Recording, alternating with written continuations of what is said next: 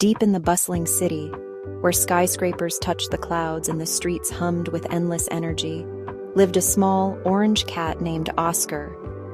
But Oscar wasn't just any cat.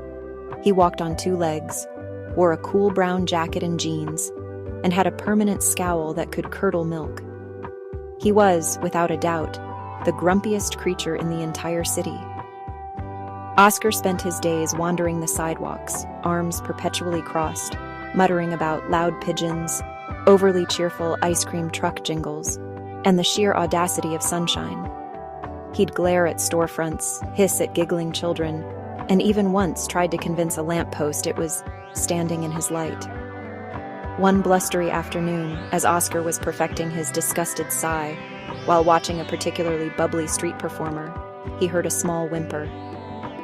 Peeking from behind an overflowing trash can, a tiny kitten with eyes as wide as saucers was shivering, its fur matted and damp.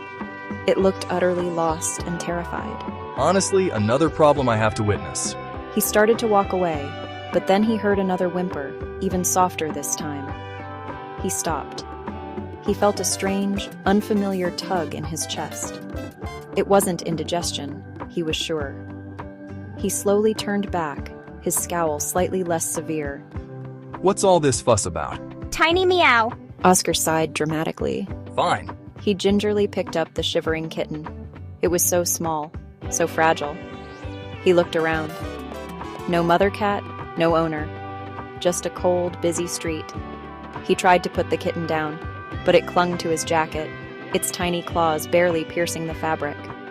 Weak, tremulous purr. Oscar's face, usually set in a permanent frown, wavered. The purr was surprisingly nice. He looked down at the small creature nestled against him, then up at the darkening sky. All right, just for tonight, and don't expect any of that playtime nonsense. He carried the kitten, who he silently decided to call Pip, to his small, cozy apartment above the bakery. He found a warm blanket, a saucer of milk, and watched as Pip finally fell into a peaceful sleep. The next morning, Oscar woke to a tiny, playful swat at his nose. Pip was bright-eyed and energetic, pouncing on his tail and batting at his grumpy face. Oscar tried to scowl, he really did, but a corner of his mouth twitched upwards, just a little. From that day on, Oscar was still grumpy. He still complained about everything. But now, he had a small, purring shadow who followed him everywhere. And sometimes, just sometimes, when he thought no one was looking, Oscar would even let out a small, almost